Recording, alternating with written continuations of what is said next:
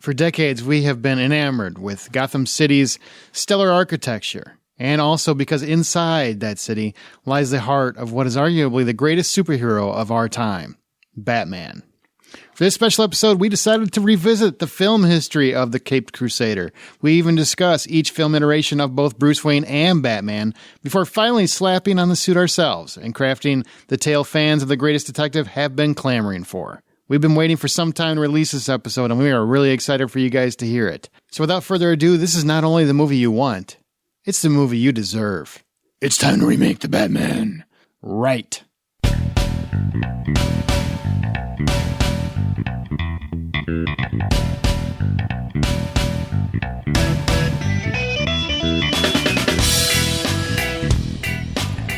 If we're gonna play games,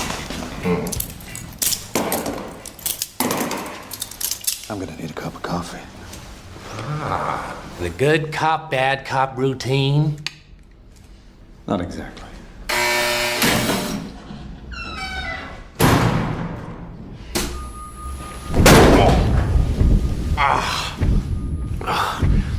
Never start with the head. The victim gets all fuzzy. You can't feel the neck. See? You wanted me. Here I am. I wanted to see what you'd do. And you didn't disappoint. You let 5 people die. Then you let Dent take your place. Even to a guy like me, that's cold. Where's Dent? Those mob fools want you gone so they can get back to the way things were. But I know the truth. There's no going back. You've changed things. Forever. Then why do you want to kill me? I don't want to kill you. What would I do without you? Go back to ripping off mob dealers? No. No, you complete me. You're garbage. You kills for money. Don't talk like one of them. You're not. Even if you'd like to be. To them, you're just a freak. Like me. They need you right now. But when they don't, they'll cast you out. Like a leper. You see, their morals, their code. It's a bad joke. Dropped at the first sign of trouble. They're only as good as the world allows them to be. I'll show you. When the chips are down, these civilized people, they'll eat each other. Hello, my fellow cinematic architects, and welcome to Remake This Movie Right. We are a member of the Hollywood Outsider Network. Listen to episodes of Remake This Movie Right on iTunes, where reviews are appreciated, your podcast app of choice, or just visit the website at remakethismovie.right.com. Remake This Movie Right is a show that takes an original film and has an actual remake in the works, figure out what still clicks and what doesn't, throw a little bit of humor at it, and we try to determine exactly how Hollywood should remake it. So by the end of each episode, including this one, we will have the remake ready to roll for Hollywood execs and present it to you in movie trailer form. We are here to tell Hollywood how to remake this movie right. I am your host, Aaron Peterson, and we're about to do a first for this episode, so get ready. Joining me today, in this corner, we have a man who is not a fan of the current incarnations of the DC Snyderverse. You remember him from our Spider-Man episode. He's the head cheese of the Geek League of America podcast, Mr. Jeff Carter. Lois Lane is the key. Sorry, I had a little Batman. You held that. Dawn of Justice flashback there. Sorry. Hi. Hey. Thanks for having me. Thanks for coming back. And in the other corner, we have a guy who loves what DC is doing with the takes on the heroes. You might remember him from our Spider-Man and Saw episodes, and his take on Blade actually made Wesley Snipes himself approve. Mr. Zachary Parkerson? Ring the bell and raise the gloves. Let's fight. All right. Well, I am firmly kind of in the middle. So for this episode, we are remaking a film in a completely different way. We haven't done this before. Because Batman has been done multiple times. Some were great. Some had neon nipples. So what we are going to do this week is this. We are going to accept and acknowledge that Ben Affleck is our Batman. He's the guy. The role's been cast. We're sticking with that. We can change the director if you guys want. We'll get there when we get there. So keep that in mind if you really want Zack Snyder, Jeff. Can't do any better than Zack Snyder. Am I right? No. Anyone? Anyone Bueller? Yeah, nobody's with you yet. Watchmen was okay. Yeah, how about a slow motion Batman movie? That would be great. All speed ramping, all slow mo, the whole entire thing. I could do it. I could watch that. What a bold stylistic choice. So instead of remaking a specific Batman film, we're going to talk about what we love and don't love about the previous Batman iterations. And then we're going to put together what we consider to be the perfect Batman movie. So we've got one fan who loves the current universe, one who doesn't, and one who's firmly in the middle. You guys think you're ready for this? I'm ready. Let's do it. Yeah. I feel like we could get a little bit more oomph in it. Are you ready? Are you feeling it? Yeah. Trigger. There we go. Where is it? All right. Well, Da-na-na-na. that is the weakest theme ever. I was very enthusiastic. Okay. In case you don't know who Batman the character is, in case you just came out of your rock and you're Brendan Fraser from Blast from the Past, the character was created by artist Bob Kane and writer Bill Finger and first appeared in Detective Comics number 27 in 1939. Centers around Bruce Wayne, who's the orphan son of murdered parents, one that we are 100% sure his name is Martha. Grows up in charge of a multi-billion-dollar company and at night dresses up like a bat to strike fear into the hearts of criminals. He also has a pretty wide array of wonderful toys. My first question to you guys is this, and I'll start with you, Jeff. What was your first memory of seeing a Batman movie in the theater? Seen a Batman movie in the theater. Well, it was not the 1967 Batman film based off the TV series because I was not here on the planet yet. So it was 1989's Tim Burton directed Batman. And I'll never forget that summer because, number one, it was the summer of Batmania. There was a Batman logo on absolutely everything, everywhere you went. There was Batman piggy banks, Batman towels, Batman hats, Batman t-shirts, Batman toilet seats, everything. And I had just turned 14 years old. And I'll never forget this summer because it was so miserable. I got braces put on and I had that headgear. Remember that headgear back in the day? You know, the total nerd headgear. Oh yeah, like the retainer. The retainer. Yeah, I think that was all you, man. That was all you. It was the hottest summer ever, and I also got chicken pox right before the movie came out. Oh man. Yeah. So you went with all of your close friends. So I had to wait till that chicken pox cleared up, but I did actually get to make it for opening day of Tim Burton's Batman, and was just totally blown away by it at age 14. That was, I think, the perfect age to see that movie. You know, when all you know is the colorful, bam, zap, pow, campy Batman of the TV show, and all of a sudden you're thrust into this very dark visual world, Batman all in black, very dramatic.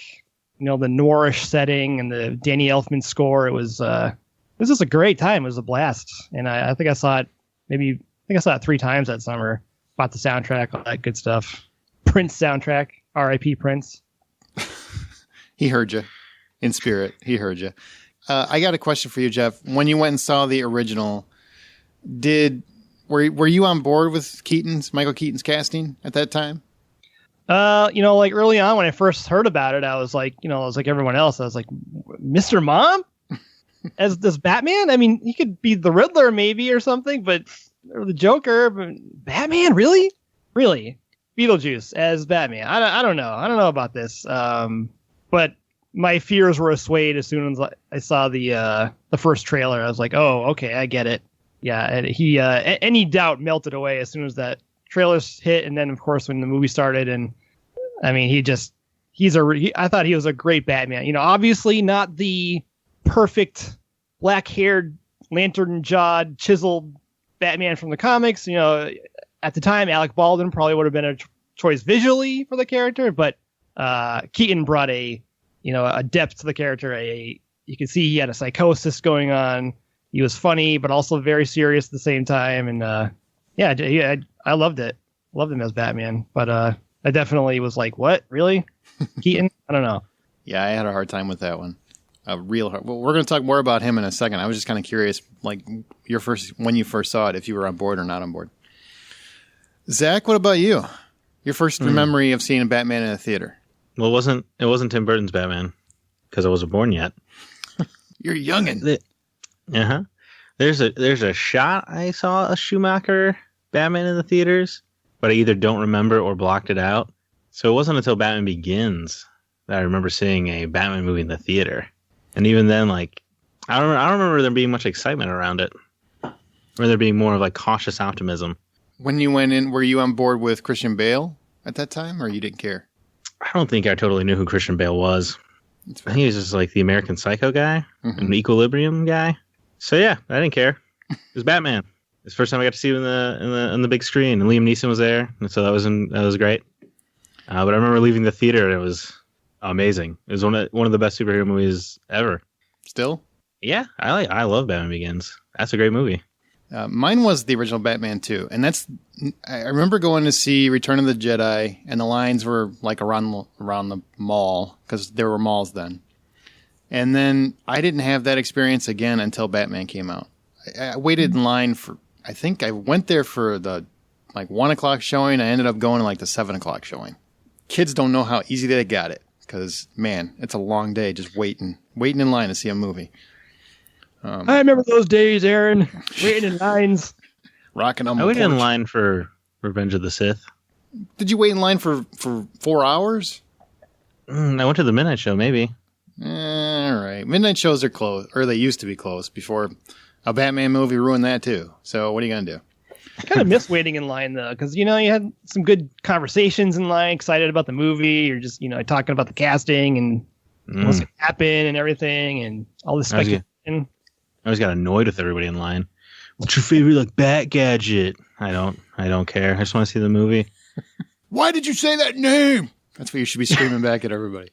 Obviously, Jason Todd was the best Robin ever. I don't think so. The Crowbar disagrees. Wow, you just go to an angry place. This is why we can't have nice things, man. Either one of you, have you ever had like either a great or an awful experience? We'll talk about the actual movies later, Jeff. Great or an awful experience seeing a Batman movie? No, I just remember being a little bit nervous, a little scared about going after the Dark Knight Rises after the whole, the theater shooting in Colorado. Yeah. But wow. Otherwise, no. Well, you really brought the place up. Sorry. I'm sad. That's true, though. I mean, that is directly relatable to a Batman movie, unfortunately. That's a stigma that, it's not the movie's fault, but it's part of it. Sure. Yeah, the thought never entered my mind of feeling unsafe at all in a movie theater up until that night. And then going to see The Dark Knight Rises, the following evening was like, just feel a little bit uneasy, but you don't want to let them win. You got to go on with your life. Also, you got to see Batman. Right. Exactly. Yeah. I remember I had a great experience seeing The Dark Knight, the midnight show when that came out. And because that was the movie that everybody, because Heath Ledger got a lot of grief, like really Heath Ledger's going to be the Joker. You saw a little bit of him in the trailer, but you didn't see a whole lot. So everybody's, this could be the greatest performance ever. Really? Heath Ledger, the Brokeback Mountain guy? And he had that laugh. Yep. He had the laugh. He had the laugh. And then we got to the theater, and then you saw slowly, you don't see it very often in a movie, but slowly you see the audience change how they're interacting with the movie. Sometimes if they like the movie and they're enjoying it, they're acting like fans. They're clapping, they're applauding, they're, doing whatever they do. But as soon as like the Joker really took form and really set things in motion and the plan was starting to come into focus, the entire audience, I don't think, moved until that movie was over after that. And there aren't many experiences I've had in a movie theater where that happened. And I would say it's directly related to that performance. Mm-hmm. Just that very eerie Hans Zimmer score when the Joker appears on screen, that uneasy, those strings, very unnerving, very effective. Oh, just great. Okay, well, if you guys have your own pitch or thoughts on this week's show, you think you've got a perfect Batman movie, make sure you email them to us at remakethismovieright@gmail.com. That's remakethismovieright@gmail.com. Here's a little clip before we start with the rest of the show. Let me tell you about this guy I know, Jack.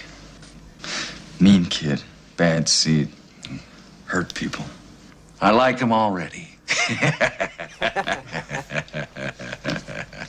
Now, the problem was he got sloppy. Crazy. He started to lose it. He had a head full of bad wiring, I guess. Couldn't keep it straight up here. He was the kind of guy who couldn't hear the train till it was 2 feet from him. You know what happened to this guy, Jack? Well, made mistakes. And then he had us. Lights out! Now you want to get nuts! Come on! Let's get nuts. Tell me something, my friend. You ever dance with the devil in the pale moonlight? What? I always ask that of all my prey. I just like the sound of it. So here's what we have so far in the movies. We have Adam West has been Batman, Michael Keaton, Val Kilmer, George Clooney, Christian Bale, and now Ben Affleck, as far as the movies go. And then, of course, there's an animated film, which we'll talk about a little bit later, I think, Jeff. I'm sorry. When you said George Clooney, my eyes uncontrollably rolled. We'll get there. Hang on. Hold on. My head tilted to the side and shook, just like his does throughout the entire movie. It was worth noting. That was his thing, wasn't it? I mean, in the 90s, he had that thing where he just like constantly cocked his head. Yeah, and like just had that like downward, sideways tilt, looking up at the camera, just doing that kind of shaky, I'm George Clooney. Well, since we're doing this one a little bit different, I went through each of the Batman incarnations and found a little bit of trivia. So we're going to take each of the incarnations, and I'm going to ask you guys what you thought about this particular iteration, as opposed to, normally we do what do you love about the original movie, what do you not love. We're just going to take each independent Batman. So first we got Batman the movie with Adam West. It's a follow-up film. Here's a little piece of trivia. A follow-up film was at one point considered, why, but the film would have been released between seasons 2 and 3 and would have been used to introduce Barbara Gordon as Batgirl and make use of a bat plane.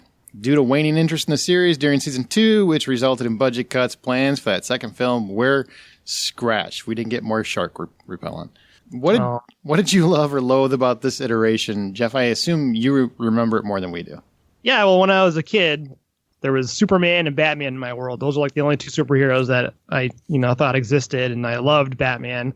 And of course, the only place you could see Batman was on Super Friends in cartoon form or on the reruns of the classic 60s TV show. And as a kid, you don't understand campiness or satire or parody. You're just watching it literally. You're watching it because you're seeing, wow, Batman is alive on the big screen on TV. Not the small screen, rather. And he's got his costume on, and all the villains are there. The Joker's there, Riddler, and they're punching people, and there's the Batmobile. And, that's all I cared about as a kid. It was great to me. Now looking back at it, you can say that as a piece of pop art, if you will. There's lots of innuendo going on in the show, lots of satirical humor, lots of stuff that you wouldn't catch as a kid, basically. And it's a piece of history. It's part of Batman's legacy. And I think one of the great things about Batman is that he does fit in all kinds of tones and all kinds of stories and all kinds of media. And I just think that, Adam West was very cheesy, but lots of fun, had a great voice. He just made a great, 60s Batman. It's hard to watch any of the modern films and then watch that one and take any of it seriously, No, but I don't think I don't think it was ever meant to be taken seriously at all. Sure wasn't. Zach, did you ever even see these? Because you said you're in your mid-20s. So did you ever see these? I'll shoot straight with you. Never seen it. No. Wow. Everyone always talked about it like it was a joke. So I really never felt the need, especially coming up in an era of good Batman stuff. It's kind of like a revisionist appreciation right now, but it still looks really dumb to me. I'm not going to watch that show. Well, comic fans, hardcore comic fans for a long time were very resentful of the show because, to the general public, when you think of comic books and Batman, they instantly thought of that show. And it took a long time for it to, shake off that stigma and that. So it's a bad show. Being a joke. Yeah. It's people not taking comics seriously, Yeah, there's something to be said for both of those arguments, actually. Yeah. I really don't have I remember watching the TV show, and it's one of those things you watch as a kid, and you're like, oh, this is cool. And then you read Batman, and you're like, wow, this is awful. Yeah, I was right there. Batman and Batman Returns. That's where we got Michael Keaton, and we also got Jack Nicholson, and we got Michelle Pfeiffer, and we got Danny DeVito as the Penguin. So we've got those iterations and a couple of, I thought, cool pieces of trivia. Some of this you might know, some you might not. Originally in the climax, the Joker was going to kill Vicky Vale, sending Batman into a vengeful fury. John Peters reworked the climax without telling Tim Burton and commissioned production designer Anton Furst to create a 38-foot model of the cathedral, which cost $100,000 when the film was already over budget. It's interesting.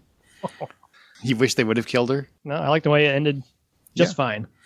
The final revelation about Napier killing Thomas and Martha Wayne was a last-minute addition by Tim Burton and Warren Scarron in order to raise the stakes between Batman and Joker. How did you guys feel about that twist?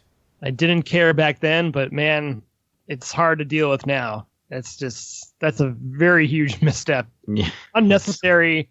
Yeah, no, don't like it. Awful. Yeah, terrible. Why? To raise besides raising the stakes, I guess. There you go, raise the stakes. Yeah. Movie wasn't serious enough before. Back then you didn't think about launching cinematic universes or being faithful to the source material, but the fact that Batman's parents were murdered by just a random guy is a very important and crucial part of the mythos. Kind of the point. Yeah. Yeah, and I literally just listened to an interview with Michael Keaton right before this show. He's promoting The Founder, and he said on there that he didn't know anything about the comics before he took the role, and he got his research from a young girl. That was his research person, a girl who was a fan of the comics. Michael Keaton talking to those young girls. Don't make it weird. Don't do it. I'm not making it weird. You made it weird. Michael Keaton made it weird. Want to get nuts? Let's get nuts. Yeah, let's get nuts. Warner Brothers had to constantly submit new Catwoman posters for various cities as many of the bus stop ads were being stolen. It got so bad that police had to patrol bus stops to catch perpetrators before they could break the plexiglass containers. I think that's hysterical. And lastly, and I think you guys probably already know this, but Billy D. Williams took the role of Harvey Dent in the first Batman because he knew that the character would eventually become Two-Face. Williams' contract to appear in the sequel is rumored to have been bought out by Warner Brothers at a heavy price in order for Tommy Lee Jones to play the character in Batman Forever. But he got to play him in the Lego Batman movie. Poor Billy D. That sucks because Billy D. Williams is awesome. And Tommy Lee Jones sucked as Two-Face. Oh, yeah. Yeah. I think I liked him at the time. And it's one of those things, it's kind of like the TV show. And then you go back and rewatch and you're like, oh, I was going through a thing. Huh. So what did you love or loathe about these iterations? Zach? Are you grouping the four of them together? No, just the Michael Keaton, Batman and Batman Returns. Oh, okay. Yeah, that's right. We're doing that. They're fine. I didn't really latch onto them when I was younger or anything. So growing up, I didn't really watch them all that much. I watched them recently, and it's just like after seeing the Nolan trilogy, they kind of don't do it for me anymore. I think I missed the boat by not being born in time. Jeff, what about you? Well, I talked a little bit about Michael Keaton's portrayal already, but obviously Jack Nicholson's Joker is absolutely iconic. One of the greatest on-screen villains of all time. Everything about that performance is ridiculously good and entertaining and funny and scary and just classic all around. One of the things I didn't like, of course, needlessly tying in the Joker's and Batman's origins. I didn't really dig how they made the Penguin a kind of an actual mutant, an actual penguin with living with penguins in Batman Returns. I thought that was a little silly. Batman Returns maybe a little bit too dark. It kind of strayed way into German expressionism there. It got a little crazy, but Michelle Pfeiffer was a great Catwoman. Danny DeVito was an obvious no duh casting on there. And another thing I really don't like about the Keaton Batman movies is obviously at the time Tim Burton is not a real big action director, so it's just a lot of Batman sort of lumbering around in that heavy rubber costume, trying. He can't turn his head much, can't really fight well.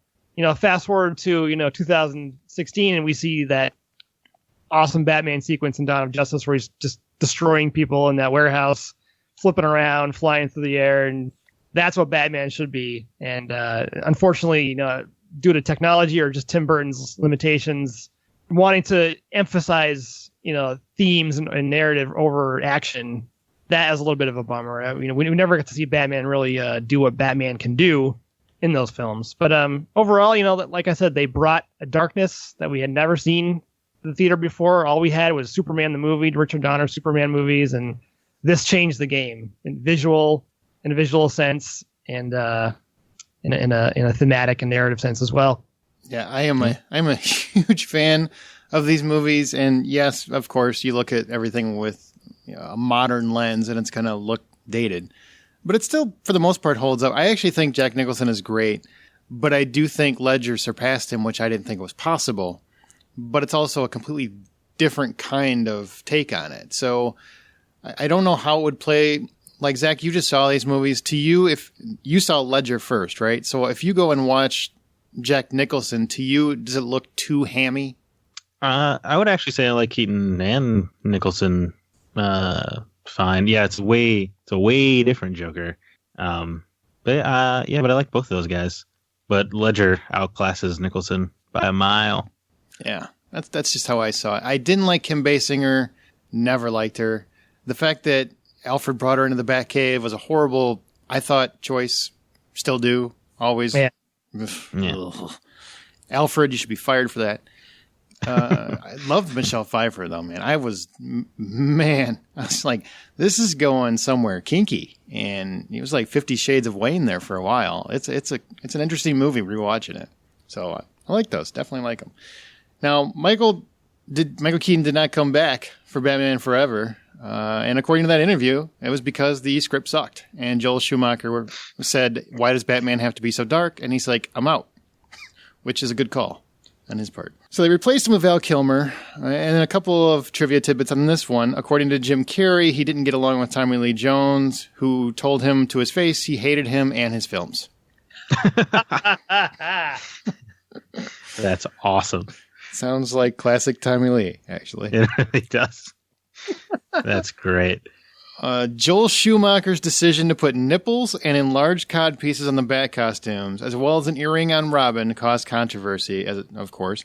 It even bothered Batman creator Bob Kane. Schumacher said he wanted the costumes to have an anatomical look, while the earring was supposed to make Robin more hip, kind of like how Harrison Ford thinks it makes him hip.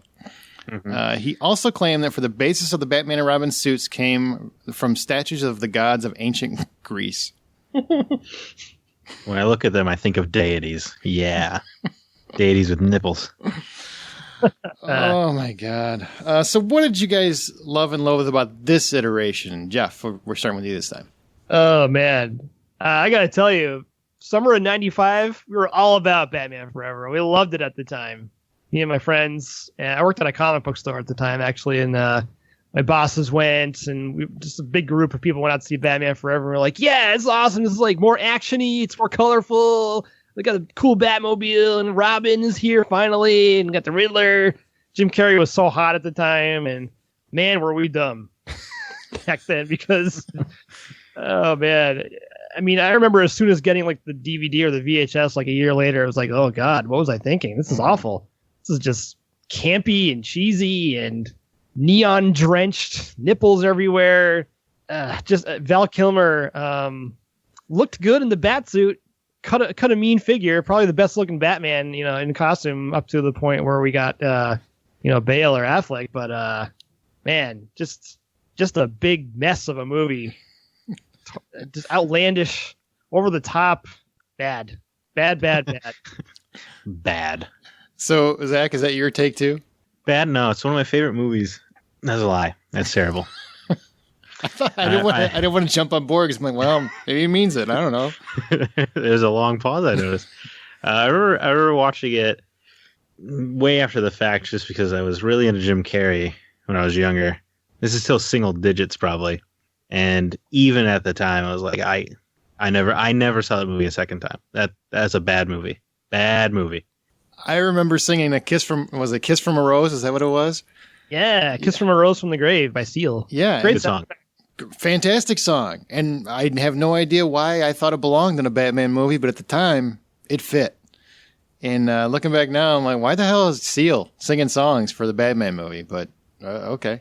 Same thing. This is one of those movies where, when people are like, what went wrong with Batman and Robin? I'm like, watch the last movie and you'll see where everything started to go wrong. Because too many of us went and saw that movie. They made way too much money off it. They thought, hey, we're on the right track. People want to see more cheese. And they gave it to us with the next one. What caused such a massive shift in tone? I've researched this a lot. Batman Returns pissed off a lot of parents. They couldn't, McDonald's could not sell Happy Meals because the movie was just too dark. So when Schumacher was brought on board, they're like, look, you got to make a movie that sells toys, that sells Happy Meals. You got to tone this down a lot. And that's pretty much what happened. It was due to the backlash from the overt darkness of Returns. Yeah. Parents ruin everything. Yeah, they do. And sexuality. There's a lot of sexual innuendo in Returns, man. Everything was sex. Parents ruin sexuality too. Well, then we get to jump into what is, arguably the best Batman movie of them all, and that's Batman and Robin. It is arguable. This is the only movie that could possibly out-cheese the original movie, and it did it unintentionally. It starred George Clooney, Arnold Schwarzenegger as Mr. Freeze. That seemed like a good idea. You've got Chris O'Donnell, Alicia Silverstone, who's fine. I mean, she's a fine actress. She wasn't fine in this movie. She's just, fine. Uma Thurman, I thought, actually put her soul into what she could. She's the only one I felt like was really acting in this movie. But, okay, so a couple trivia bits, then we can thankfully talk about this one. We've all been waiting.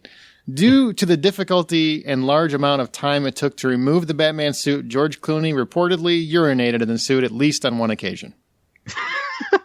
That can't be true. Good for you. According to IMDb, man, they don't lie.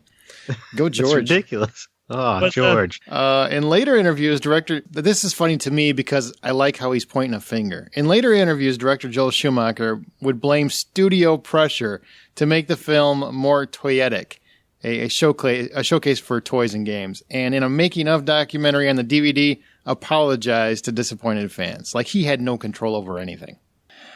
Zach, I'll give you this one first. Thank you. What did you love or loathe about this iteration? And first, tell me one thing you loved about the movie, if you can. It's gonna be a long wait. Ice to meet you. It's ice to meet you. That's all I like.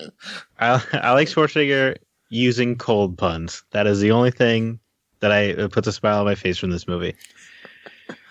Cool party. All right. Ice.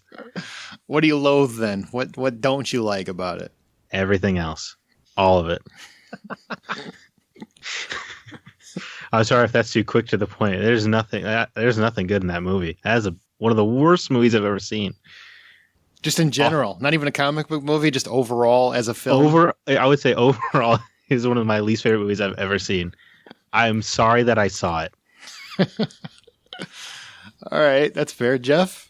Well, I will tell you one good thing about Batman and Robin, and that is it does have some very touching and sweet moments between Alfred and Bruce Wayne. Some of the best probably in the entire run of Michael Gough's run as Alfred, when he's sick and dying in the movie, and they have some flashbacks and whatnot. Some good stuff there. Mm-hmm.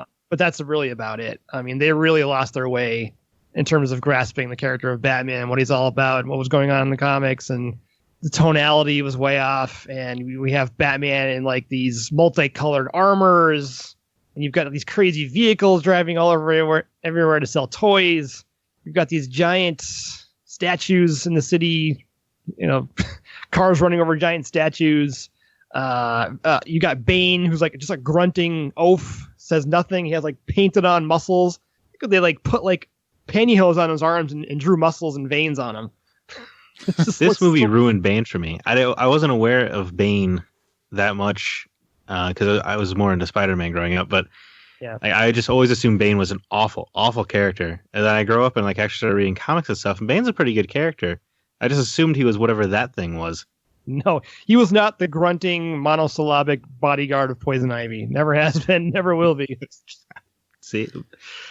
Oh, this movie is terrible. Alicia Silverstone brought in just because she was in Aerosmith videos at the time and was hot, but had, as terrible Batgirl. Alfred does not have a niece that comes to visit him and turns into Batgirl. Clooney, just a misfire there on the role. Would you say Clooney was an okay Bruce Wayne, though? I actually liked him as Bruce Wayne. Yeah, he was okay. Yeah, when he was having those interactions with Alfred and talking, with Robin in the mansion and stuff, it's fine. That stuff was fine. It's fine.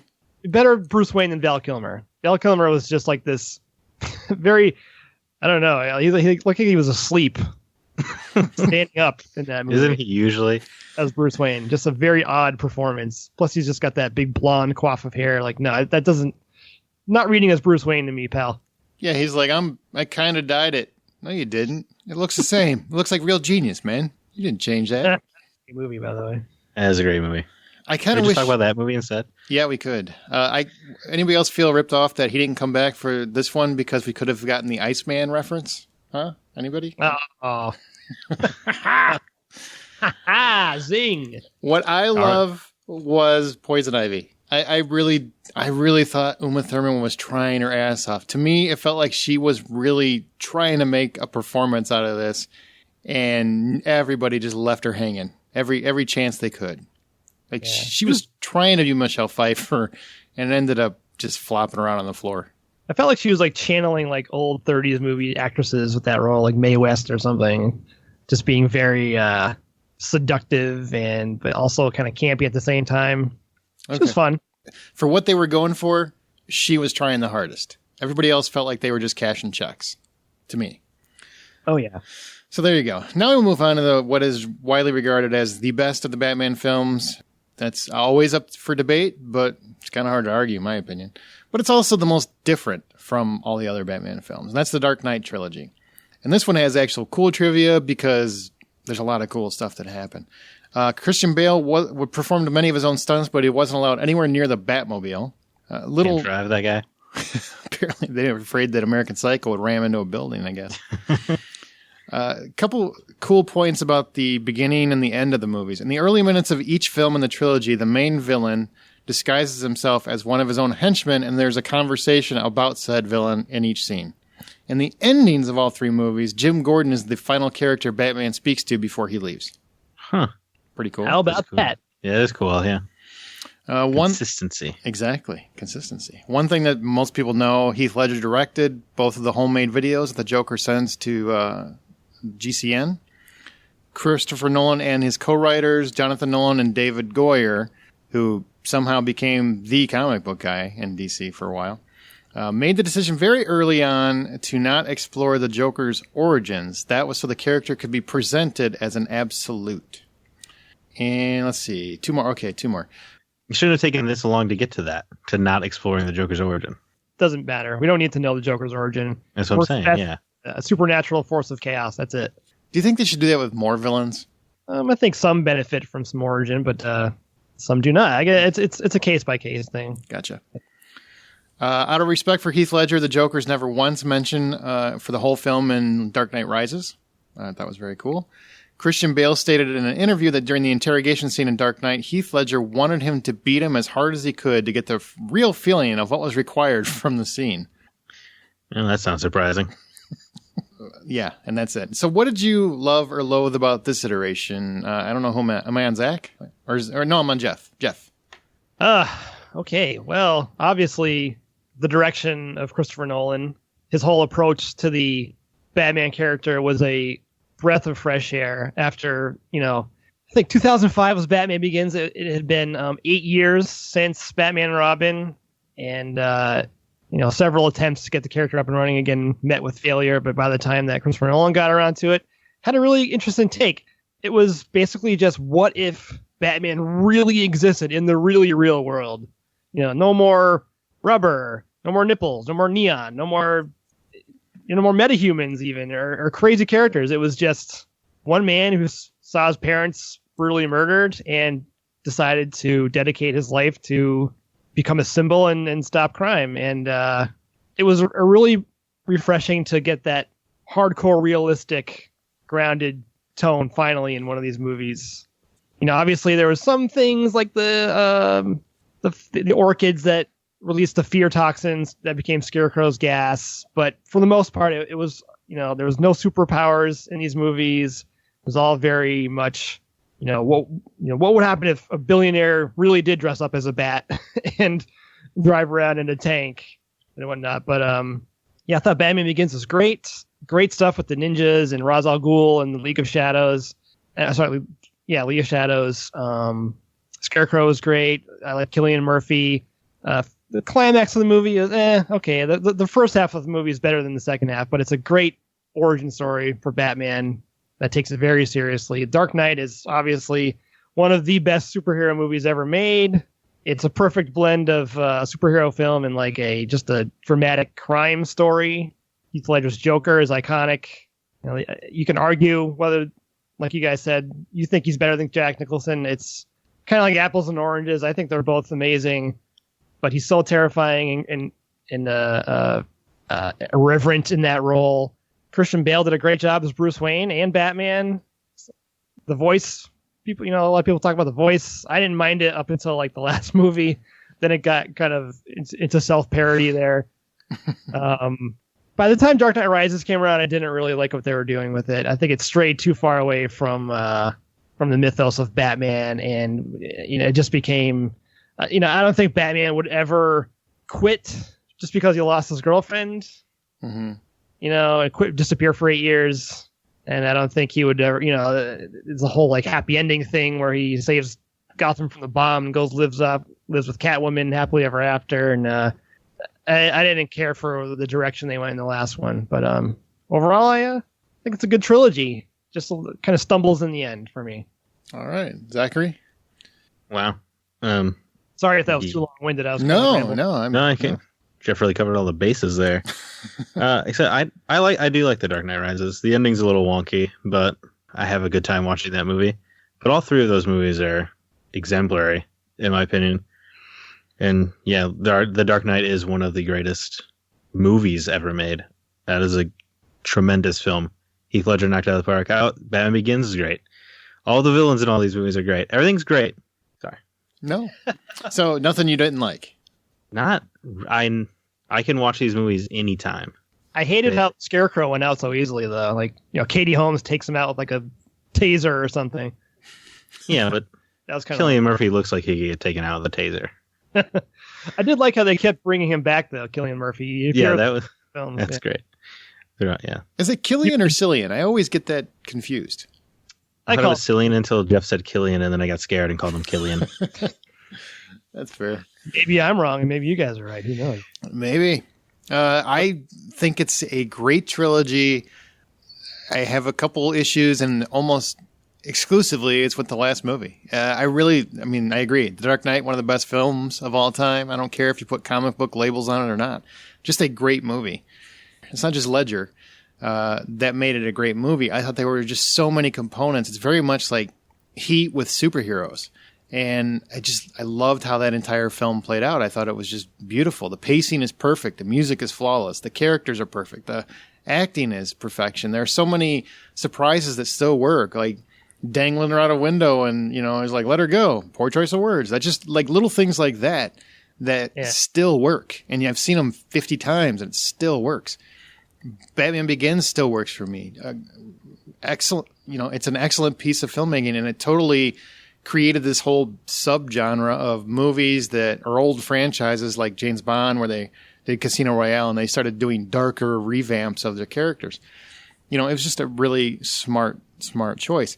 The problem with The Dark Knight Rises is that that 8-year thing just does not work. So as soon as you start the movie, I don't buy that setup. No. Just like you said, Jeff, I have a hard time with that setup, still do. And my bigger problem with that whole aspect is the Alfred thing.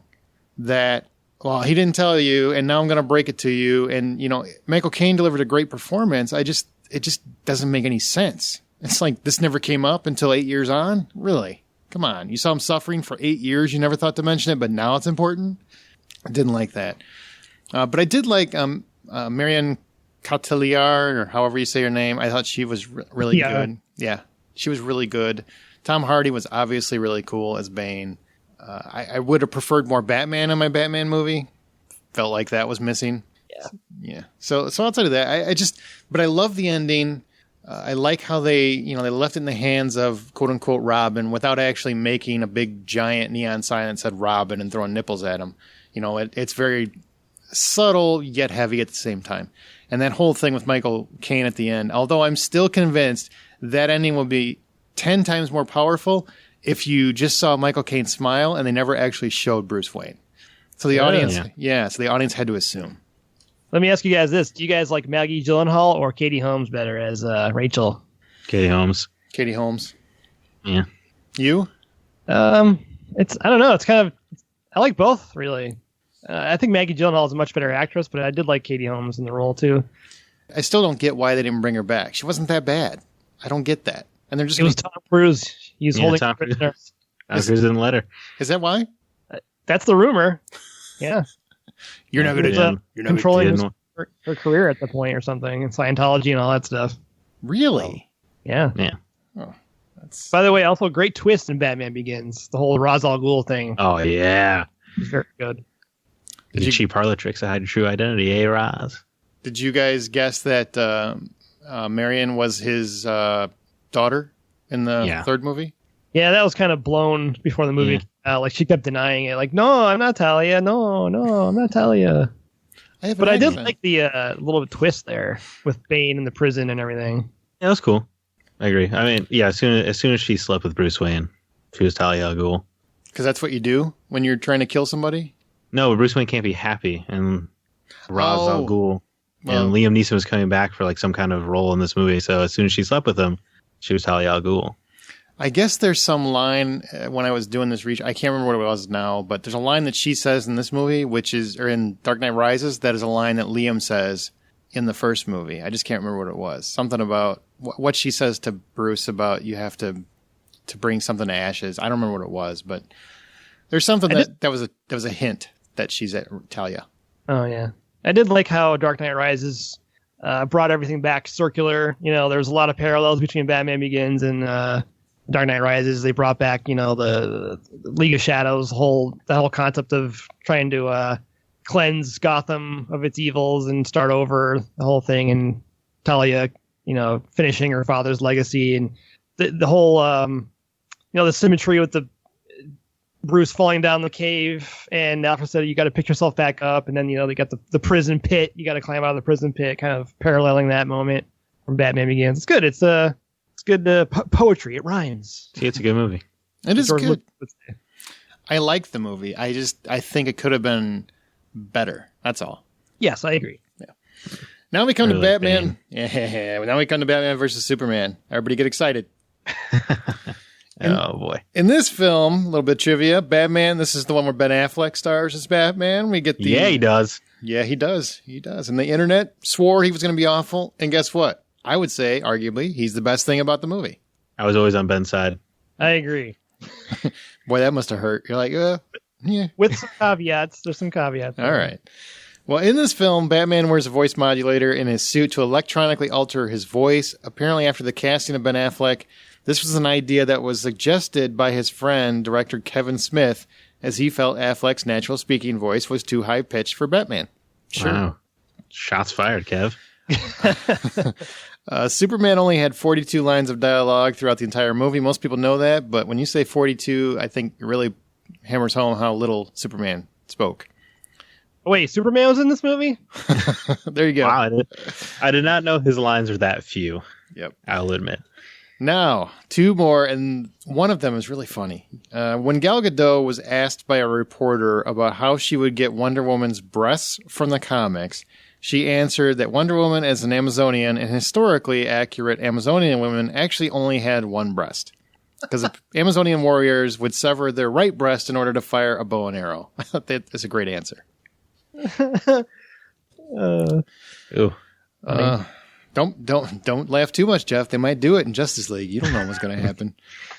Snyder's he's on a tear. He's like, I'll show you guys. You don't want it dark. I'll make it dark. Okay, and lastly, although he was only in one scene, one very short scene, this is Kevin Costner's first sequel in his entire career. I thought How about that? Yeah, that was pretty cool. You never greenlighted that Postman sequel, huh? He's still waiting. It's coming. Waterworld 2. Open Range 2. I would watch that. I like that movie. Okay, so what did you love or loathe about this iteration? Zach, you can take this one first. I said my piece on BVS. That's a good movie. That's a great movie. I like the darkness. The extended cut is better, but even without that caveat, I left the theater enjoying my darn self. That's a good time. Everyone hated it. Also, Batman killed people. About time. Well, he did kill people in the other movies too. It's not like the first time. He's doing it with a little more reckless abandon. That's right. Put him down. Yeah. Jeff knows what I'm talking about. I understand. I know what you're talking about. That you fundamentally misunderstand the character of Batman. Ooh. If you think that's cool. I understand it, man. He's just dumb. Shots fired. All right, so Zach, is there anything you didn't like in this one? I'm sure there is. I can't think of any right now. The background on my computer is Batman vs Superman. I like this movie a lot. Like, I'm sorry, everyone else. That's a good movie. All right, Jeff, your turn. Here we go. Oh boy. I don't even know where to begin here. It's just ponderous, bleak, depressing. Yeah, that's what I like though. Nihilistic. It's self-serious, self-filating, pseudo-philosophical, pseudo-intellectual.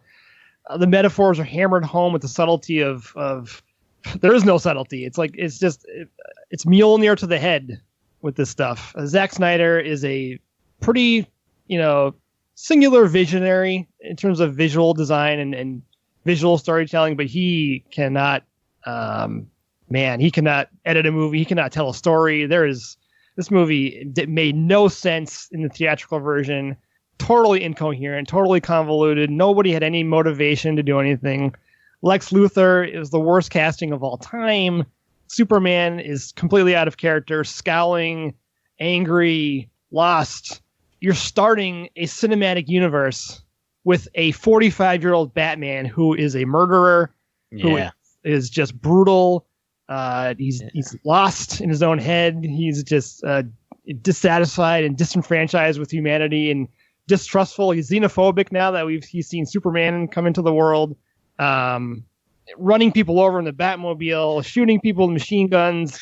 Batman would never, ever, ever touch a gun. He touches a gun in this movie, picks it up, blows someone away. Zack Snyder does not understand the character at all. Either of these characters. Bad movie, boring, pretentious, ponderous, fundamentally misunderstands the characters. Bad. Ben Affleck is good as Batman, though. If he didn't murder people, he'd be good. You know what? I will interject. Yeah, Lex Luthor. That was bad casting. That was not Lex Luthor. Oh, I don't know what that was. What are they thinking? I read that Zack Snyder had a meeting scheduled with Bryan Cranston. He canceled it. Yeah, that was a rumor, yeah. Eisenberg was going to be brought in to cameo as the Riddler or something, but Zack Snyder was like, "Oh, I'm going to be different. I'm going to be irreverent. I'm going to cast him as like a Mark Zuckerberg type guy. Yeah, that'll be great. The kids will love it." Type guy. It was literally Mark Zuckerberg. Yeah, it was like Mark Zuckerberg meets Max Landis. The red capes are coming. The red capes are coming. Red capes are coming. Granny's peach tea. Have some Granny's peach tea. Guess what? It's really my pee. That's right, and he blew her up. She had to go. Oh man! I like the blowing up of the play. The tea was a little far, but what are you gonna do? I am somewhere in the middle. I like the movie. I enjoy the movie. I think the ultimate or director's cut, ultimate whatever the hell it is why that wasn't the cut that was released. Shocks me. Makes no sense at all. Does not make sense. Utterly unbelievable. Like. In contrast to Suicide Squad, where that director's cut didn't really do anything different, I don't think, the ultimate cut of Batman vs. Superman actually completely made the narrative more understandable. It really smoothed out a lot of the wrinkles it had and just made the pacing and everything, everything flowed better. It made more sense. It alters the context of most scenes. Yes. And the theatrical version was not that movie. It makes sense, but it doesn't change any of the character problems it has. Well, you have. I don't have most of those because that's right. I like the new Superman. I'm like, you know what? I think to me, this is how I see it, okay? I see it as Man of Steel was him starting to find his way, other than that terrible tornado scene. Then this one... I hate that tornado scene, man. It makes me angry. Because seriously, it's your dad, man. Guess what? I don't care if dad don't save me, let me die. Go save your dad. Do it. So then this one comes out, and this felt like this is the, you know what? He's elevated to the status of hero, but he doesn't really quite understand. America or the world is very cynical right now, and they're not willing to embrace him. They're too quick to go to cynicism. It's a new world. But he ultimately does everything he's supposed to do as Superman. Throughout the movie, he's still trying to do the right thing, other than maybe, I don't know, maybe he could have stopped Batman a little quicker. But outside of that, I think that's what they were trying to do. And the next movie will be him rising and understanding how he needs to go about dealing with the people and approaching the people, as opposed to, just showing up and saving the world. He needs to be more forthright. He needs to be more prominent in terms of who he is and what he's there for, and that he's there for good, so that they understand and they're not cynical about it. I mean, just all these things, I think they were trying to tell a very long story in one movie or two movies, and it didn't work for a lot of people like Jeff. Jeff ain't alone. He ain't alone in this. If the show was actually about Superman, I would get into those counterpoints, but I don't think we have time for that. Probably not. You've got good points. I've heard your points. You've got good points. Go to Geek League of America. I'm sure he's got about 6 articles on it. It has a lot to do with the choice they decided to make with the portrayal of the parents and the parenting he gets in Man of Steel, and the way his life goes. And the murder at the end is my biggest problem with the entire movie is the Martha scene. No, really, that works for you? It did. I feel like we talked about this on maybe the Spider-Man podcast or something. Probably. It snuck in there. Yeah, that scene. If you're beating the smack out of somebody and they say the name of the only person, one of the two people you seem to care about, you're gonna stop hitting that person. I'm with you in logic. Funky, it's handled. This is awful. It just does not hit. It doesn't resonate. Out of nowhere, you hear that name. It's gonna change your attitude. Who calls their mom by her first name? I do. Probably. So that's probably why it resonates with you. Here's what I would say to that. I think it bothered me more because I knew that in the comics or wherever this was, the Batman versus Superman in the comics, it was very much, he did it to show him that he wasn't a god, that he could be beaten. I would have been really cool with that. If that would have been like, he gets him, he beats him, and he's like, this is just to show that you can be beaten. You're not immortal. You're not infallible. You're not perfect. And then he backs off. I think the Martha thing was just too much. It was just the point where we're like, oh, okay, that's too far. That's just weird. But Zack Snyder was in a big rush to, crib all this iconography from The Dark Knight Returns without any context whatsoever. Gotta get him in that armor and gotta get that battle going. Like, well, we just met these two characters, really. Some pretty great looking armor, though. Yeah, I guess, but it just doesn't mean anything. It's just empty visuals. Well, back to the best thing about this movie is Batman. Ben Affleck crushed it. Shocked everybody and ended up being, I think, a great Batman. Like and even in Suicide Squad, you get a little bit more of him. And yes, it's a small role, but he brought it and even surprised even me. And I'm an Affleck fan. I just didn't. I honestly was in support of him. Thought he could do it. I didn't think he was going to be this good at it, and I thought he was great. So that said, we've mentioned all these movies. We've talked about all the Batmans. Now I want to ask you guys, and of all the movie Batmans, there's a lot of other. Jeff, you wanted to bring up the animated one, didn't you? Mask of the Phantasm. Oh yeah, that is almost a perfect Batman movie. I know it's just an animated thing, but Batman the Animated Series by Paul Dini came out in 1992, and Mask of the Phantasm was a feature-length film released in theaters on, I believe it was Christmas Day, 93, I want to say. Had Mark Hamill as the Joker, Dana Delaney as a character in there. It's been years since I've actually seen it, but I tell you, if Kevin Conroy, who provides the voice of Batman, he is, for a lot of people, the definitive Batman. If he was in real life, if he was 6'2", jet black hair and strong jawed, he would have been an amazing physical portrayal of Batman as well. But I highly recommend anyone who hasn't seen either the animated series or the movie Mask of the Phantasm, try to track it down. I don't think Phantasm is out on Blu-ray, but you can still get the DVD, I believe. It's well worth your time. It's got one of the greatest Joker Batman stories ever. Quick shout out to Mark Hamill being the best Joker. Yes, absolutely. Man, just keep bringing the Joker back too. He just randomly brings the Joker back and reading tweets, whatever. He's just bringing it back. I was actually just listening to Mark Hamill on a podcast today where he was talking about the audition for the Joker.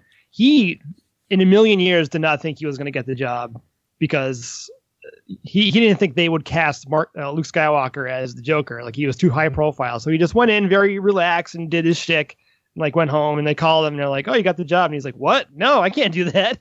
What are you talking about? I don't even remember what I did in the audition. Funny. He's so good, though. Don't you guys feel a little disappointed that there is a large section of the world that will never even hear his Joker because they A, don't watch cartoons, or B, don't play video games? Yeah, their loss, man. It is their loss. Yeah. He's great. Jeff and I finally agreed on something. He's great in the Arkham games. Yeah. Incredible in the Arkham games. Yeah, he is. Yep. Yeah.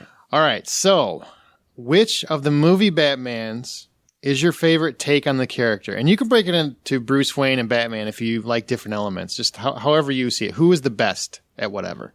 Man. Ben Affleck. Both sides? Both sides of the coin?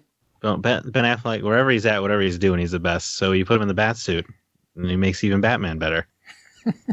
All right. Plus he killed people. Remember he killed people? That was so cool.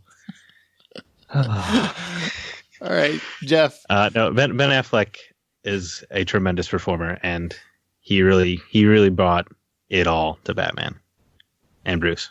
All right, Jeff. And it's so hard. I can't say Ben Affleck because it's just I haven't seen enough of him. Batman v Superman is not enough for me to call it for Affleck at this point. But I really did enjoy his Bruce Wayne a lot when he was stumbling around the Lex Luthor's gala there, pretending to be drunk and planting the computer. That was classic Bruce Wayne stuff. Good rapport with Alfred, Jeremy Irons. That's good stuff. You know, I have no complaints about his Batman. The costume is tremendous. A little bulky, but that's fine. It's probably more comic-esque than any costume that we've had so far, which is good. But Christian Bale and Michael Keaton are also very close to me. I think Keaton was a great Bruce Wayne. So was Bale. As Batman, I don't know if Bale was all that great with the voice and the whatnot. But, man, I don't know. I just, guys, I can't call it. I just don't know. That's fair. If you can't, you can't. Michael Keaton is still like my, just on a because of the nostalgia, I think Michael Keaton is my favorite right now. But Affleck could, with a couple more movies, if they're good, if he does a good job, he could definitely take the crown. What if you threw in Kevin Conroy? Oh, God. Well, I mean... Does that make it easier? Yeah, he's the best Batman of all time. I mean, if you're going beyond live action medium, right. It's Conroy. He is Batman. I am going to say that I remember every instance of seeing Batman in the theater, and at least not including Adam West. And let me tell you, he's not even in contention here. Sorry, Adam. But when I walked out of the first Batman movie, I thought Michael Keaton was a good Batman, not a good Bruce Wayne. When I walked out of Val Kilmer's performance, I thought actually he looked good in the suit. Didn't act like Batman, but I thought he was really actually a good Bruce Wayne to me at the time. George Clooney, I thought, was actually pretty good as Bruce Wayne. Had the chin for Batman, but had no presence whatsoever in the suit. And then we had Christian Bale, who was kind of almost too brooding. I just feel like he didn't inject any personality into Bruce Wayne. When he did the Billionaire Boy, it just felt more like acting than it felt natural. And that's where I come to Ben Affleck. When I walked out of that movie, and I'm not saying that Batman vs. Superman is the best movie, mind you, because I do not think that is the case. But when I walked out of there, all I kept thinking was Ben Affleck nailed both sides of that coin. And I had no doubt, no hesitation whatsoever.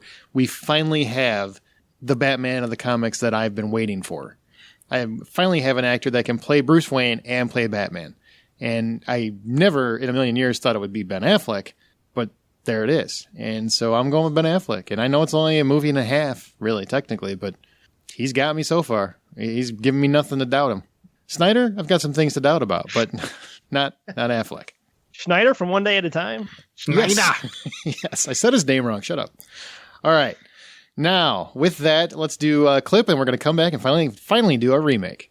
Wait. I have a riddle for you. For me.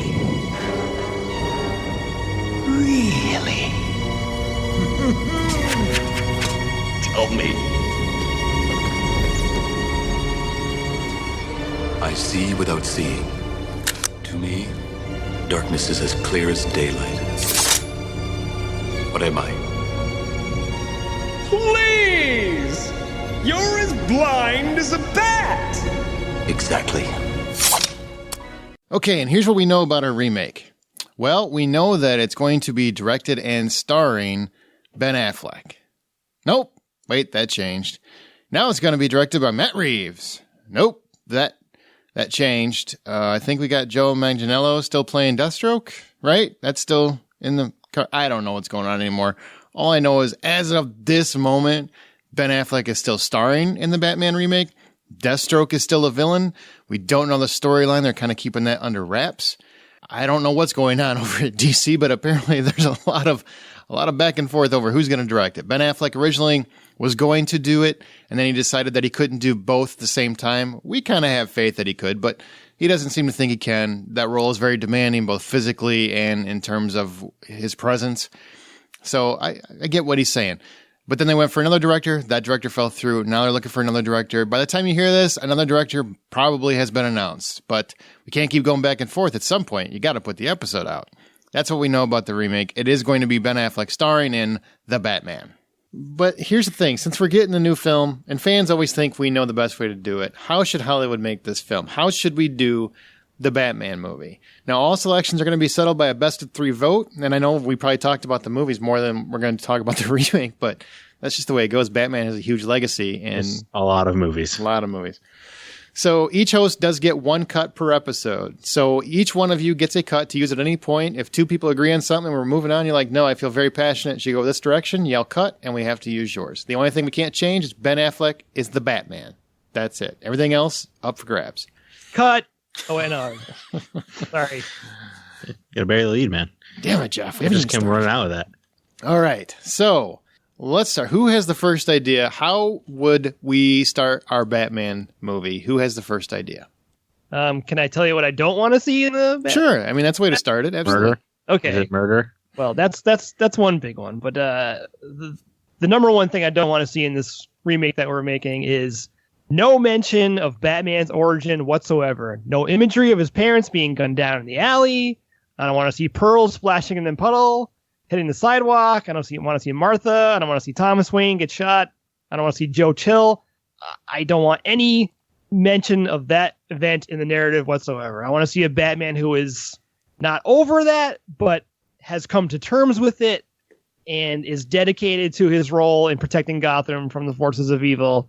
So, yeah, no flashbacks to that. I don't want to have anything to do with the origin anymore. Everyone in the audience knows Batman's origin. They know his parents were murdered in an alley. Let's move on from that. So that's one thing I want to throw out right away that I don't want to see in the movie.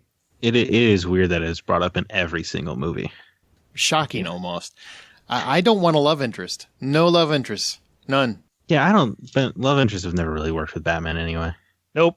Never bought it. You can have a little flirtiness with Catwoman, that kind of stuff is fine, but Poison Ivy and no love interest that goes into the Batcave or, no threat of marriage for Batman. None of that kind of stuff. We don't need that right now. It ends with Batman proposing next to the signal. He's just like, hey, I got you here. Look at this. I got my own light. You're going to have a great life. So sweet. I don't want anyone to know his identity, learn his secret identity. I think that's been done to death. Yes. All right. Anything else we don't want in a Batman movie? No murder, no killing, no running over anyone in the Batmobile, no shooting anyone. No what if they don't run out of the way in time? He's got to run him over. He's got to keep going. No. You got time to slow down and check on the civilians. Just don't even get into that scenario where it's, even possible for him to run anybody over in the Batmobile. All I mean, right. you go back to that scene in Batman vs. Superman, he shoots a tracer on the truck, right? Mm-hmm.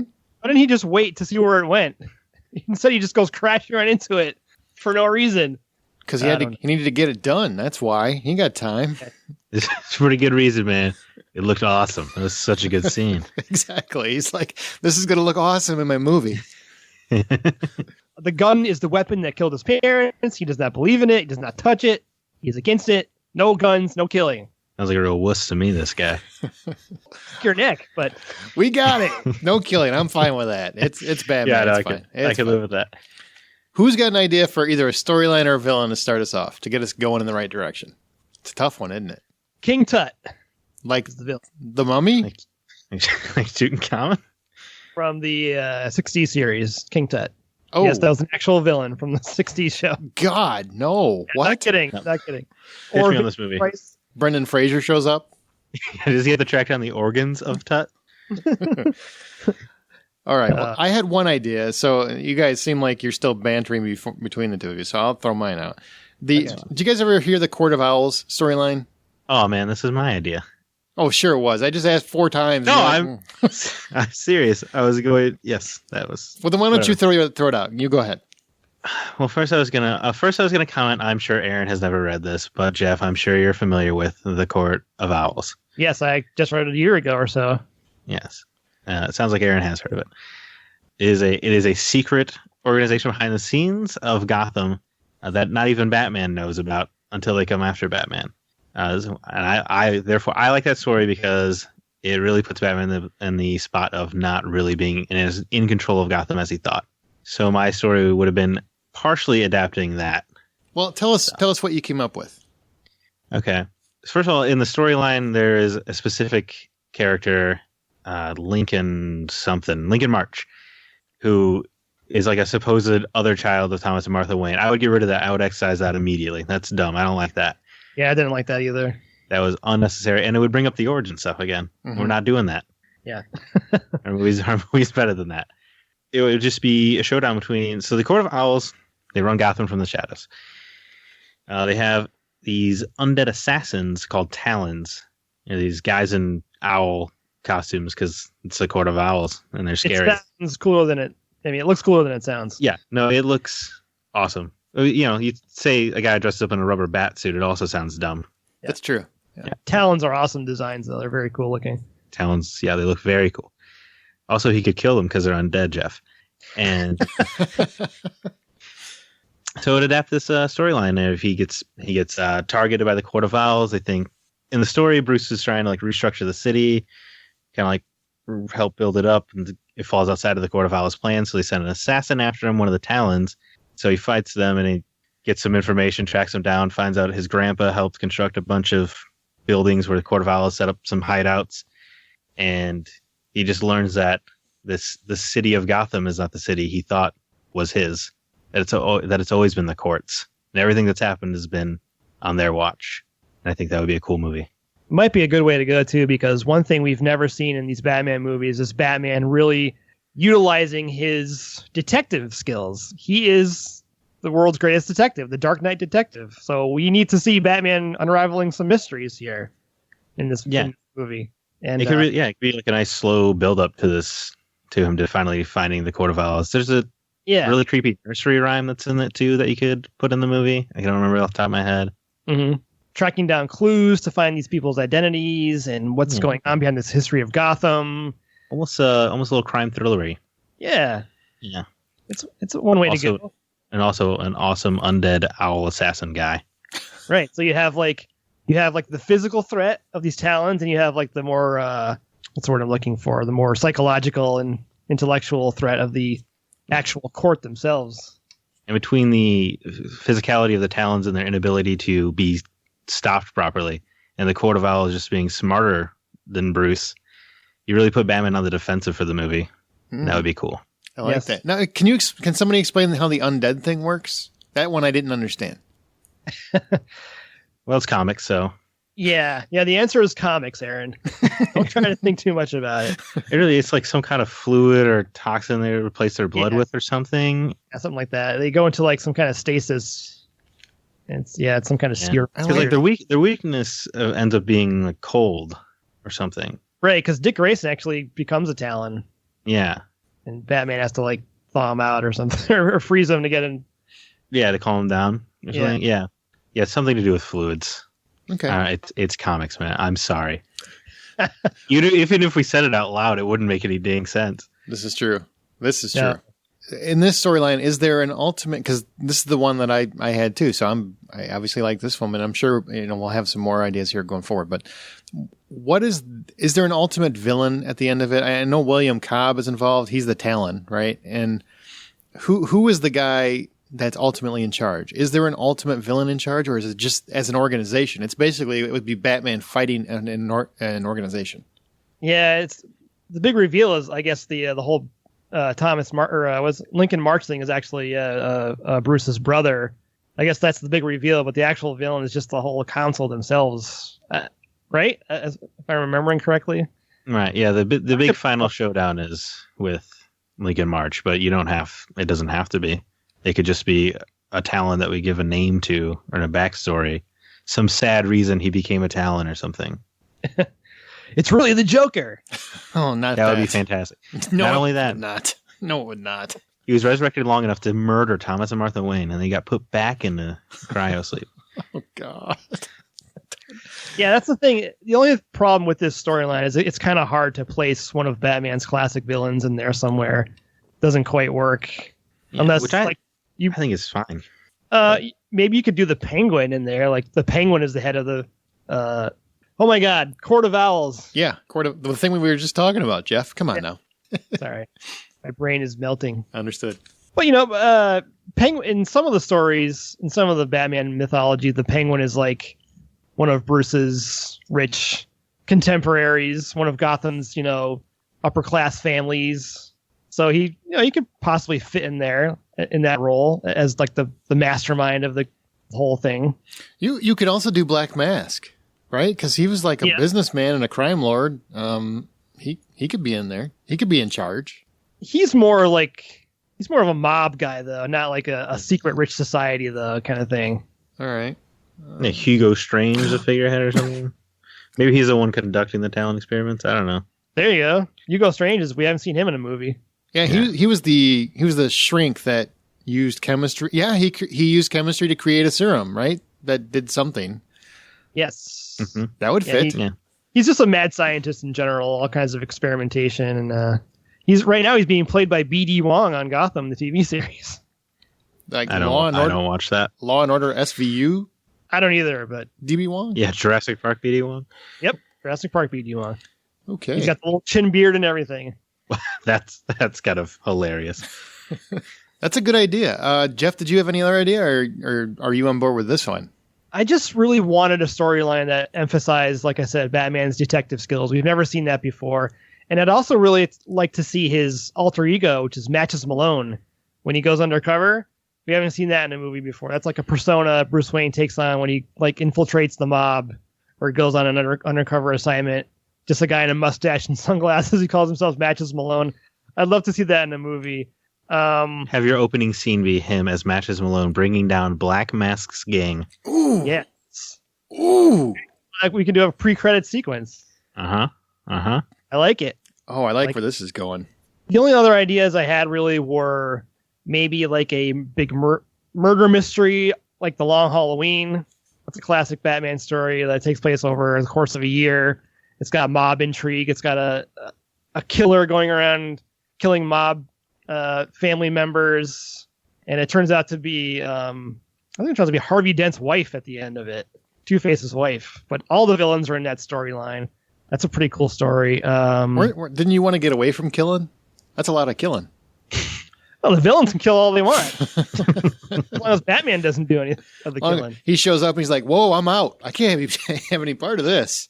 Can't be doing this killing, man. The other idea I had was there was no real storyline this is based off of, but I thought what would be different would be like a very simple sort of streamlined, like intense race against the clock type storyline where Batman has to is trapped somewhere or has to hold off enemies in a location. he has to get to he has to use his wits and his physical abilities in concert to get, before like some gas goes off or a bomb goes off somewhere. It just takes place in like mostly one location, like maybe Arkham or something. That was the only other like type of storyline that I had in mind, but that was before this whole grandiose Court of Owls thing came up, and kind of behind that. I'm okay with that. I also like this pre-credits idea. Black Mask and Max's Malone. I love it. Everyone gets everything they want. I think it wins. So basically, the way I'm understanding it, I can't believe why can't Hollywood think of stuff this quick? How do they end up with bat nipples? We never even brought that up once. Just saying. Yeah, somehow they didn't pass our test. The bat nipple. So you have the pre-credit sequence where Batman basically goes undercover as what is the name? I actually don't know this. What is Matches this? Malone. Matches Malone. Matches Malone. Okay, he's undercover as Matches Malone. Brings down the Black Mask and his gang. So there's a villain right there. And then it becomes that he learns through other means as the movie goes on about the Court of Owls, this undercover society, if you will. You could so after he takes on Black Masks, you cut to a Bruce Wayne scene, and he's like giving a speech or something about his reconstruction plans for Gotham, making it a better city. Mm-hmm. And then like he goes to a meeting later or something. It's a Talon that's targeted him because he's not aware of the court. The idea of the Court of Owls is that Bruce Wayne, Batman, in all of his years, has never even heard of them. They're that good. That's pretty cool. So Bruce Wayne would have to instigate something to make the Court of Owls want to take him out, and then the Talon comes after him. He fights him off because he's Batman, and then he searches into the mystery after that with his detective skills. I like that. Then he ends up bringing him down as an ultimate fight, and we find out ultimately Hugo Strange is one of the guys at the top. So you have that tie-in with the Batman villain, or no? Yeah, if you guys want. Well, the thing is, like, do we have to place him as a character in the film so that we have some build-up and then we know who it is at the end when it's like the reveal that, it's Hugo Strange is revealed to be the head of this secret society? I guess we have to like plant him in the story somewhere previous to that because the audience won't know who he is, obviously. He'll have to come into the narrative at some point early on. He could, because he's a psychologist, he could be a guy that's like, would Bruce Wayne go see a psychologist? Well, maybe part of Bruce Wayne's plans is to like rebuild Arkham Asylum or tear it down and build a new mental health facility. Oh, that's good. That's good. Yeah, and Hugo Strange one is like going to be in charge or something. Yeah, and that's when that's smart, Jeff. That was good. I kind of stole that from the new Telltale Batman game a little bit. That's okay. We don't care. Not gonna lie, but if you didn't say that aloud, no one would have known, man. There is a storyline in there where he's rebuilding Arkham. Yeah, Bruce has plans to build a new mental health facility, but it has nothing. Hugo Strange is not involved, so that's different. Hey, right. No, nor is the Court of Owls. That's right. It's okay because guess what? Batman isn't yours either, so it's okay. A lot of these ideas have kind of been done. Guy in a rubber suit. It's been around for a little bit. So I actually think that sounds like a really cool movie, and Ben Affleck should do it. Write that. Affleck should call. And when you go to Arkham, you can show some Easter eggs there, some villains in there. Oh. The Mad Hatter and some Riddler maybe's in there. The Mad Hatter would work pretty well as a cameo. Yeah. Oh yeah, definitely. And you know what? And just so you know, Ben, if you just want to go, inspired by story credits with our names, that would be fine. I don't even need your check. That's fine. Just invite us to the premiere. We're good. Maybe there's a big reason why the Court of Owls doesn't want Arkham to be. Yeah, some kind of. Yeah. Because the Court of Owls, they basically own all the old buildings in Gotham. God, this is really good. Why isn't this being done right now? The Court of Owls storyline helped us a lot. That is a great story arc. Thank you, Scott Snyder. Exactly. That is a great arc. So, okay, I think we've got a movie. Wow, that was easy. One question for you guys. Because of this current DC universe, do you have any of the other superheroes involved? That seems to be the trend right now. Do you bring them in or not? No. Absolutely. No. Not necessary. Okay. So you guys agree Batman is one of those characters where he doesn't need any help. He wouldn't want the help. In this type of story where it's so personal to him, he wouldn't want any help.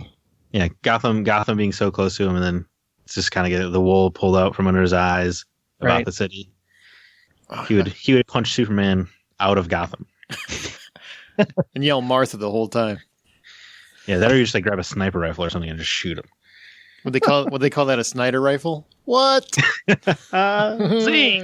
That was weirdly good. That was kind of funny. That shouldn't have been, but it was.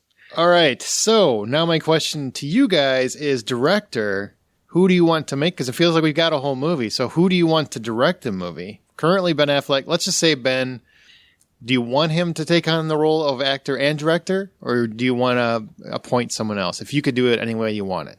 I would keep Ben Affleck on as the director. I mean, he's certainly improved his mettle on Argo and The Town. And Live by Night looks good at least, but not getting great reviews. But I have confidence that he would knock it out of the park directing this. Between Gone Baby Gone and The Town, I think he proves he could handle a movie of this genre. Perfect. The thing is, would you want someone who is just a little bit more experienced with directing in the genre, like in the fantasy genre, superhero genre? If you want to pump up the visuals, a little bit more stylistic than maybe if Ben Affleck is. Well, I mean, maybe you could bring in Wally Fist or something like that. A great cinematographer, because Ben Affleck, he can shoot it.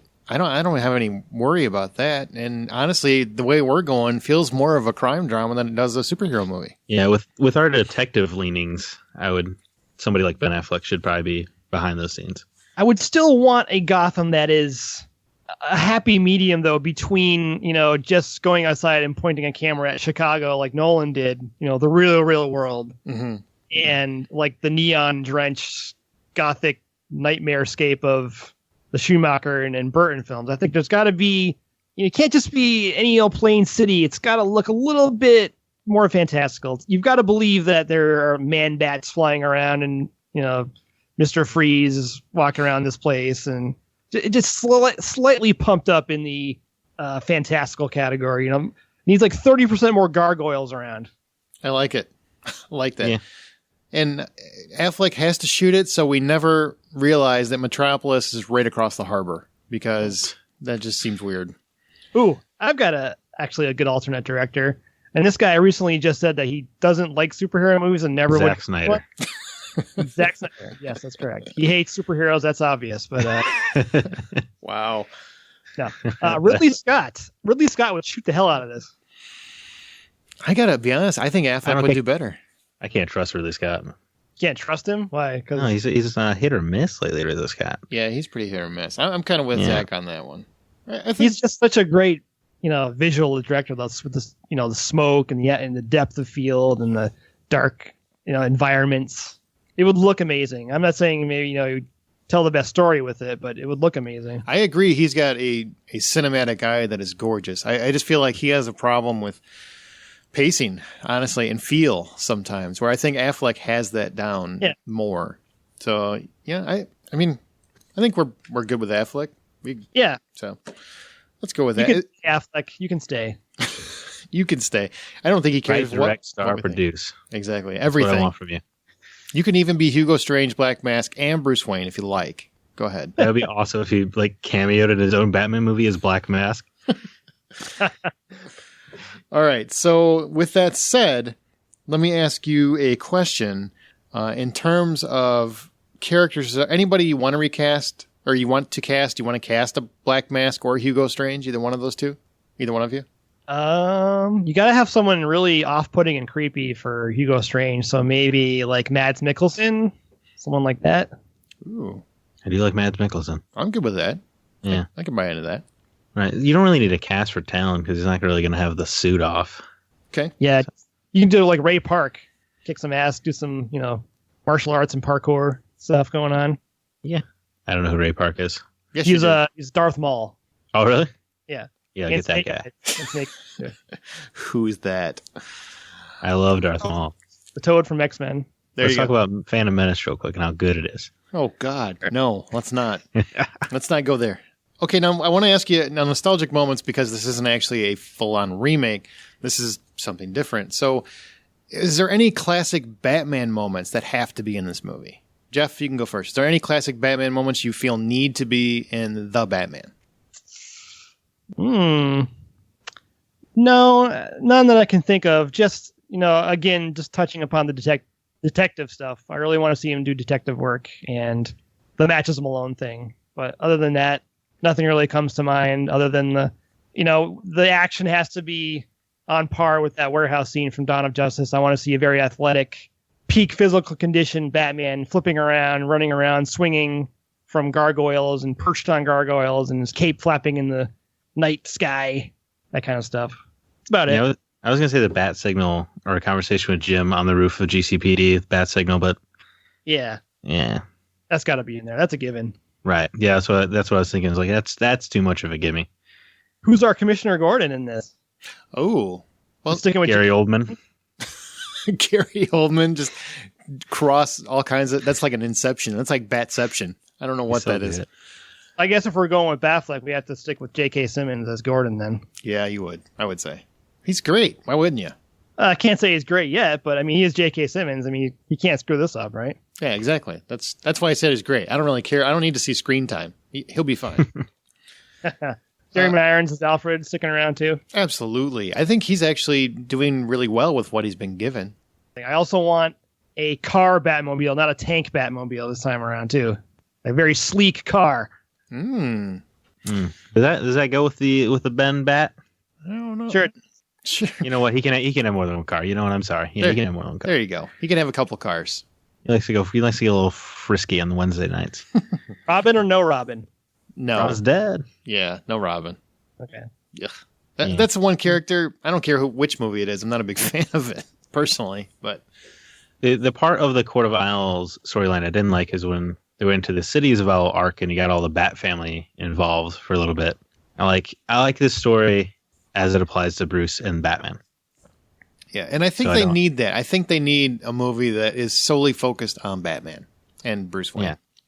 So, no love interest, no friends, just Batman, Alfred in his ear, solving some crimes. Doing his job. Just doing my job. No killing. Just Batman being Batman, you know? That's right. I really want him to have that credit card that George Clooney had because it expires forever. And I think that's really important if you're going to be buying a lot of stuff. Oh, yeah. No? All right. Worth a shot. Remember when I said that's one of the worst movies I've ever seen? Yeah. I wouldn't mind a nipple joke if they could figure out a way. I think Affleck could deliver a pretty wicked nipple joke at some point. Pretty wicked, yeah? Yep. Pretty wicked. Then he could park the car. All right. Well, I think we got a movie. We got one more clip. Here you go. I bet your parents taught you that you mean something. That you're here for a reason.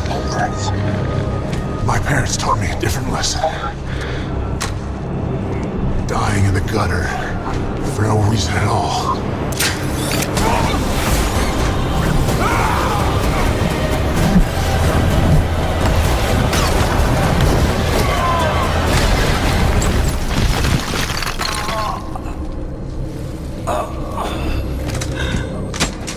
They taught me the world only makes sense if you force it to. Okay, guys, that's it. We have our movie. We now have to deliver our full-on movie parody trailer of our completed film, presented to you by Mr. Wayne Henderson from MediaVoiceovers.com. Here is our version of The Batman. Under the cover of shadows, the Court of Owls has emerged with plans to destroy Gotham. A secret organization whose pull has stretched generations, the court has aligned with every facet of power in the city. Even the world's greatest detective is caught unaware at just how far their power reaches. As Bruce Wayne seeks to rebuild his dying Gotham, the court's underground Talon army seeks to silence him. Unfortunately for the Court of Owls, this is one billionaire playboy you should never have put on the defensive. Coming next summer, grab your cowl and get in line for Ben Affleck's return to the iconic DC role, joined by classic villains including Black Mask and Hugo Strange. He is Gotham City's Dark Knight. He is the hero they deserve. He is the Batman. I am ready to see this movie right now. Me too. And honestly, Ben, get on that. I mean, seriously, just invite us to the premiere. We're fine with it. That's not a bad movie idea, man. That's a good movie. We just wrote a better movie than your little Deathstroke movie you're coming out with. So, Deathstroke's not even a Batman villain, okay? Yes. Arrow already did Deathstroke. Let's move on. That's funny. You know, if Ben Affleck were to listen to this, he wouldn't care what any of us said. Just be like, yeah. I think he would track down our phone numbers and then try to get us in on the movie, man. It's possible. I think you're crazy. It's possible.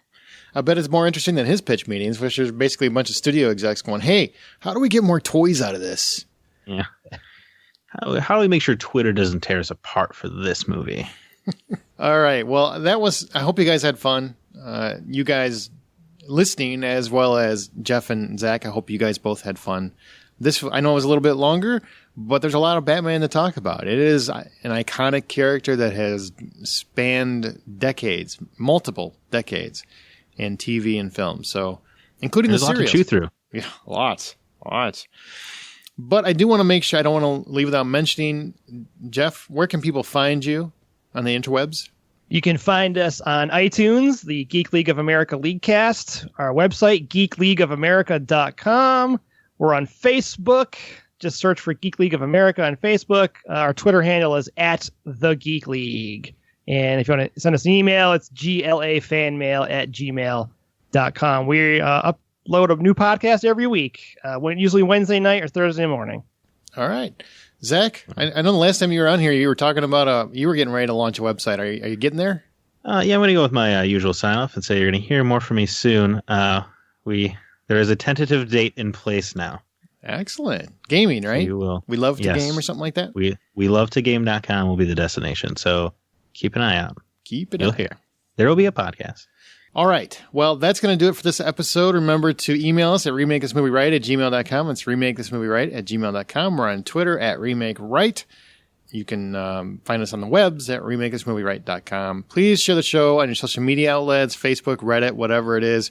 You know, it's one of those things where when we do one of these, we can't put it on Reddit because you do that too much and Reddit kicks you off Reddit. So if you guys enjoyed the episode or enjoy the podcast, go throw it on there and we'd appreciate it. Please share it. That's going to do it for this episode, though. The credits have rolled on this remake. Please be sure to come back for the next one. And remember that every film you love will get a reboot someday, and only you can remake that movie right. Well done, Bruce. You too. Well done. I got one question. Batgirl and I fell off the telescope. Why didn't you try and save us? It's the first time I've fallen, and you weren't there to catch me. I figured you could handle it. You know, Dick, sometimes counting on somebody else is the only way to win. Excuse me. I believe I'm the one who kicked Ivy's botanical butt. Yeah, that was me.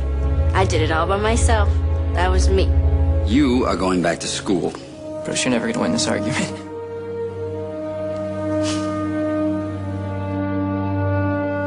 Partners?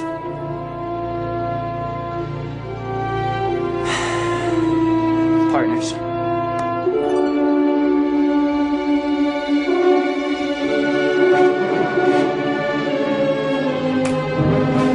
Partners. We're going to need a bigger cave.